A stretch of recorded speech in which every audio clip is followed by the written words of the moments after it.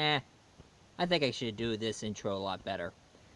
Behold the wizard! Beware his powers! Unspeakable powers!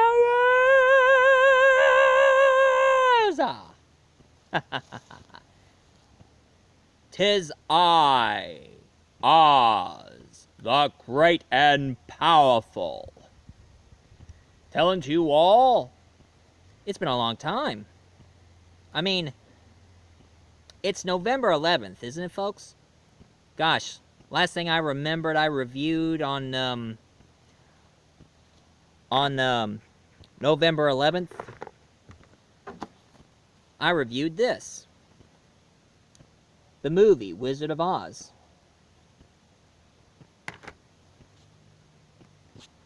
And also the book that it was based on. And if any of you had never saw my review of The Wizard of Oz, well, instead of telling you guys to stop this video and you can watch the review, I decided to do something a lot special for you folks. I'm gonna send a link on the bottom of the screen, so if any of you want to see my review of The Wizard of Oz before this, you can just hit the link, and you can watch that, and then watch this new review I'm gonna do. Oh man, I gotta tell you, doing a lot of research on The Wizard of Oz, I'm getting hungry. Can I have a kipper sandwich and a cup of tea? Whoa. Cup of tea.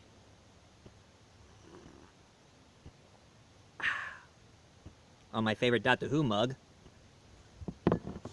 And of course, kipper sandwich. I love kippers. And for those of you who wants to know what kippers are, they're smoked herring. You can easily find them on Dollar General or Family Dollar. And they're so smoked, they kind of taste like sausages. Kinda.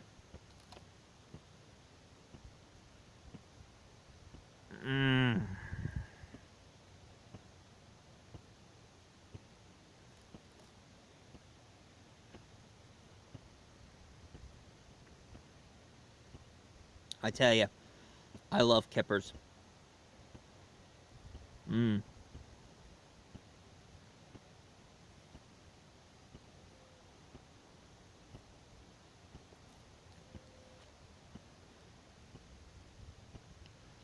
This is a tasty sandwich, especially with kippers. And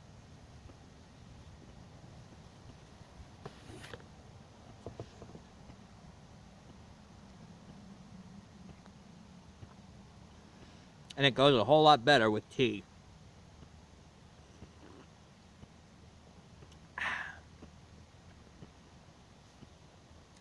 I know some of you people will like to have for breakfast a can of hash and some coffee.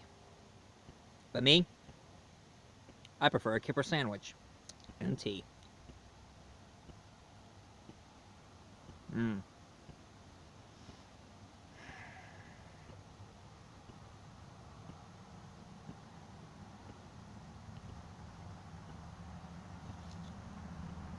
Kipper sandwich and a cup of tea.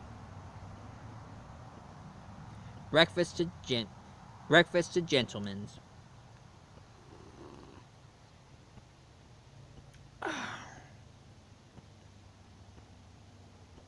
I'll eat the other one later.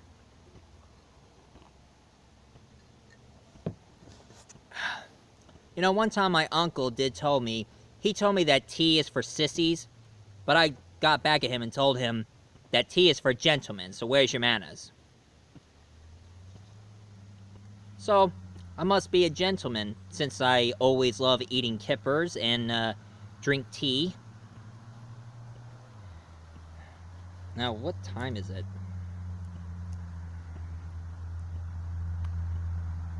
Oh, according to my Victorian watch here, I should get back on my review. So, what kind of review I'm going to tell for you today? Well, one thing I would say to you folks is Emerald City sucks. I've seen the previews, I've seen the clips, and I'll tell you about Emerald City later. But what I really am going to tell you folks, is, does any of you ever know anything about the guy who created The Wizard of Oz? I mean, here's the guy who wrote the book of The Wizard of Oz. L Frank Baum. L Frank Baum, this is the guy who created The Wizard of Oz. He was like the J.K. Rowling to his Wizard of Oz was like his Harry Potter. Of course, unlike Harry Potter, it kind of ended in 7 books. L Frank Baum made 14 stories of the Oz books. But does anybody ever, everybody ever, watch this one movie where it talked about his life? Well, sit back and get ready for me to review this for you folks. The Dreamer of Oz. Now, it's an NBC TV movie they made. But I have to say, it was a really dang good one, because it tells the story about a man who thought up this story about the land of Oz. And the actor who played L Frank Baum is none other than the late, great John Ritter. That's right. The guy that you remember from Three's Company and other heartwarming movies he starred in. He played L Frank Baum in this movie. And I have to say, John Ritter did a really good job playing L Frank Baum. It turns out that not many people know that L Frank Baum, he was a chicken breeder, a newspaper columnist, an owner of an antique store, which nobody didn't want to buy. But he was also a struggling actor. I mean, he wanted to act in plays. He wanted to be a great actor. It's just he's not given, I mean, sadly, things doesn't seem to give him a break.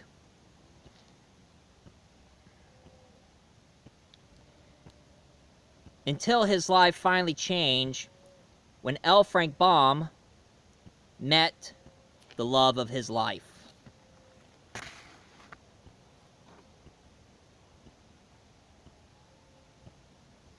He met his first wife. Of course, I don't know what her name is, but I think it's Maud or something. And she was the first woman that L Frank Baum ever fell in love with. And the actress who played her is none other than Annette O'Toole. And, you know, that you kind of find that funny, you know? John Ritter and Annette O'Toole, they both were in the Stephen King's It. Of course, John played Ben, and Annette played Beverly. So they have quite a chemistry together, and that's why they cast those two to play L Frank Baum and his wife in The Dreamer of Oz.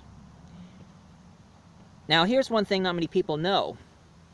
That L Frank Baum's wife, she's a daughter of a woman who started the women's rights back in the 1900s. And the actress who played the mother-in-law is none other than the late Rue McClellan. She played L Frank Baum's mother-in-law. And everybody remember her from Golden Girls, right? Thank you for being a friend. Boom, boom, boom, boom. Yeah, I watch Golden Girls. So what? And throughout the story, L Frank Baum tried his best to try to make something out of himself. But all these people he met just makes him think a lot more of the characters in his stories. And you know, here's one thing about L Frank Baum that none of you people never even know. This guy had a wild imagination. I mean, he has the most awesome imagination. I mean, heck, if L Frank Baum was alive today, me and L Frank Baum, we would have gotten along splendidly, sharing each other's ideas and imagination and talk about the stories and such.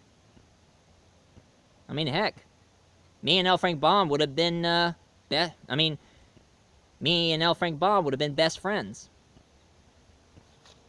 And I always love his Oz books so much. Don't be confused about that prison show Oz. I'm talking about this Oz, you stupid.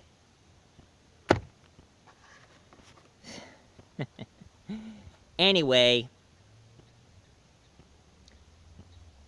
throughout the whole story, L Frank Baum, he used to work, he's trying to find himself a settled job, so he worked as an author, writing fairy tale books for Father Goose, the male version of Mother Goose, and wrote a lot of stories, until L Frank Baum decided to do something. He told his kids his story of Oz.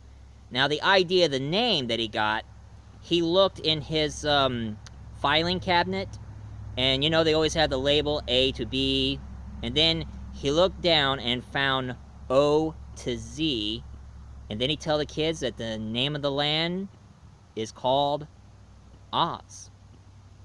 And then he tell the kids about the story about the Scarecrow, the Cowardly Lion, and also the Tin Man. And then he met somebody, pretty much a huge inspiration to our main character that we all know and love. L Frank Baum met his niece, and her name is Dorothy. At first he thought the story should have a boy in it, and then he thought to himself, it's a lot better if they have a girl in it. And also, another idea he discovered, he met this guy wearing a suit and telling everybody their interests, and they say he's a humbug, and he became the inspiration for the wizard. The Munchkins, he had a dwarf who was working for him in the antique store, so therefore, the Munchkins was the inspiration from one of his workers. The Cowardly Lion, Mr. Tough Guy with the gun, who is a real coward.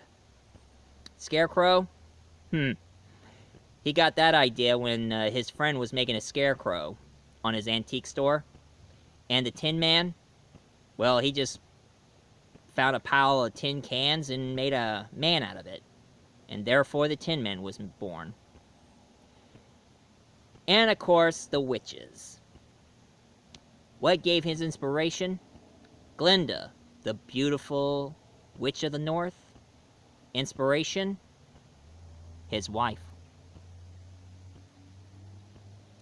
And the Wicked Witch? His mother-in-law.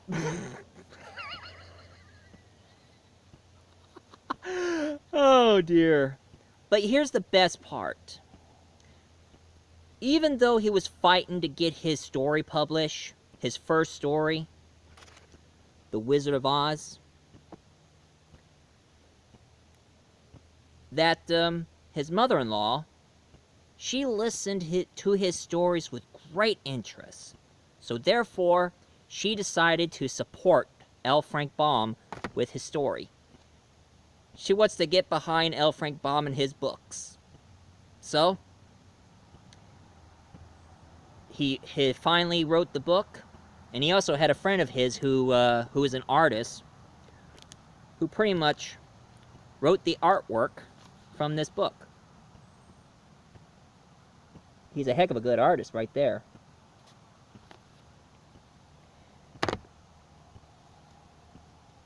And then after the book was finally finished, little did he know, he finally had it published, and his boss, who's the publisher, gave him a check for a whole lot of money.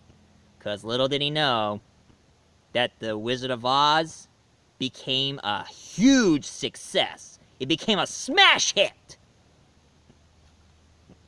And therefore he gave his wife something very beautiful. a ring made of emeralds, just like the Emerald City. And then after his book got so famous and he published it, he wrote over 14 books, as you can see in the back here. This is how many books he's written.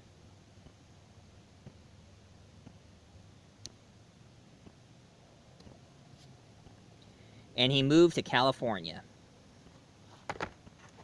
And guess what L Frank Baum did since he went to California? He made about 4 Oz silent films. I'm not kidding. He still think about Hollywood so much and always think about him as an actor, but now he becomes a creator and producer that his own company made the silent films of The Wizard of Oz that I got here on DVD. Oh, and by the way, ignore that one silent film of The Wizard of Oz made in 1925. That wasn't from L Frank Baum.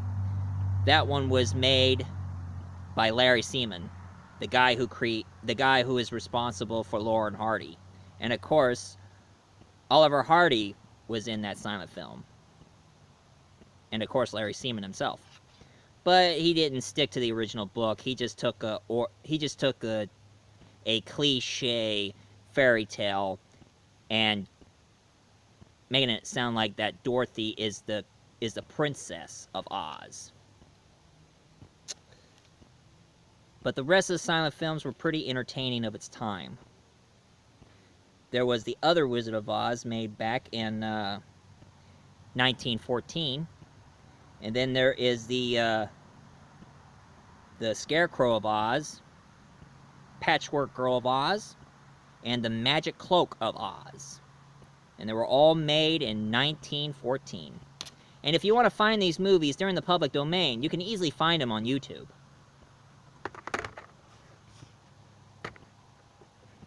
But of course, they're silent films, so I don't know if you guys can tolerate black and white movies.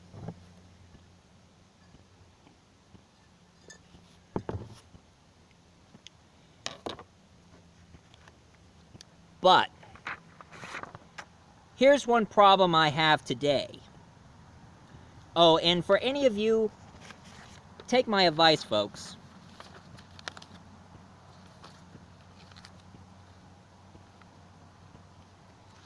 Take it from me, folks. If you want to know the story of L Frank Baum, watch The Dreamer of Oz. It is really, really good. And I say it's a huge thumbs up for the Oz films ever made. Now my problem with the Emerald City. And I'm going to get Nostalgia Critic in this, my favorite reviewer.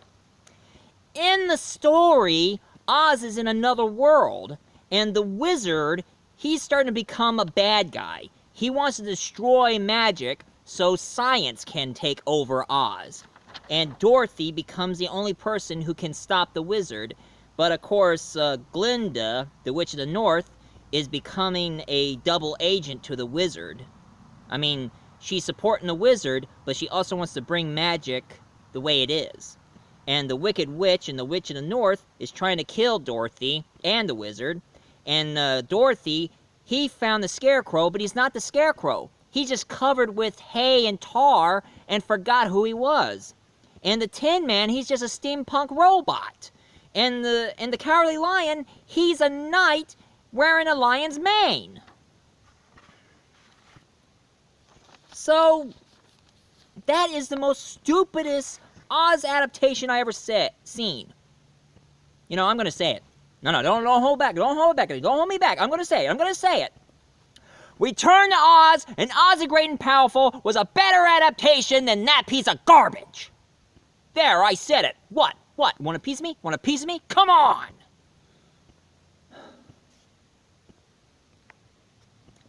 Return to Oz was a really great adaptation made back in 1985, pretty much the same year I was born. in this story, it's just a combined story of two of the books, The Land of Oz and Ozma of Oz. They combine these two stories together to create this movie.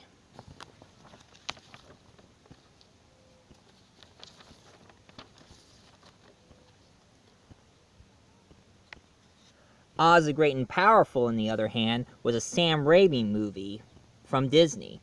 This one is about James Franco playing Oz, the Great and Powerful, and he meets the Wicked Witch of the East and the Wicked Witch of the West, and he falls in love with Glinda, and at first he's kind of reluctant being the Great Wizard of Oz, but now he starts to buck up and start being brave.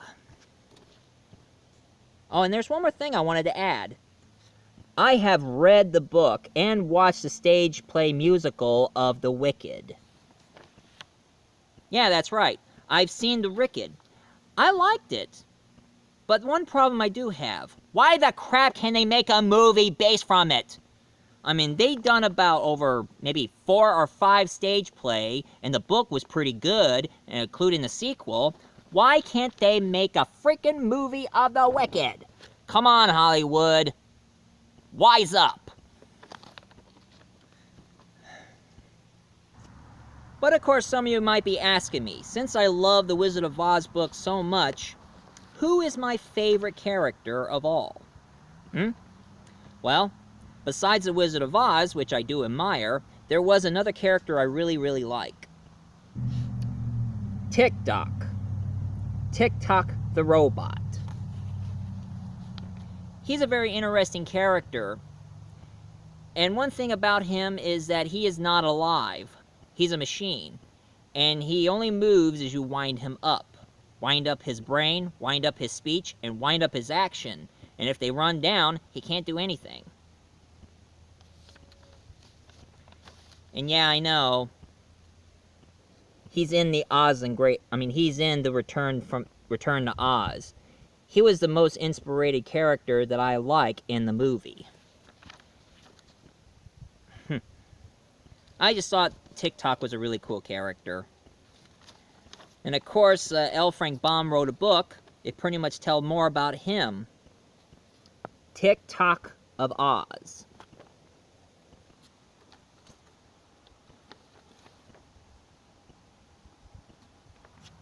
Anyway, it is getting dark here. I think I better wrap this up. Anyway, did you know that when L Frank Baum passed away, his kids and grandkids kept continuing the Oz stories? And none of them aren't that good. But they did make one movie based from his grandkids' book, and it's none other than The Legend of Oz, Dorothy Returns. This one was actually written by L Frank Baum's grandkids. I have to say it's not that good. And one problem I do have is the actress doing the voice of Dorothy, and it's none other than the lovely Lea Michele.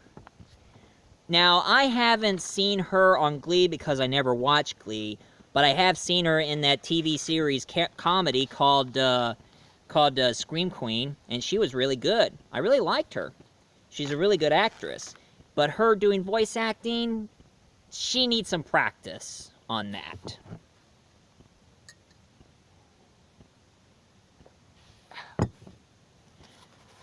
Anyway, getting a little hungry, so I'm going to eat my second one. My second kipper sandwich. So for any of you who likes this review, please leave a comment down below. Hit like and subscribe. As for me, I'm going to finish off my kipper sandwich and go home.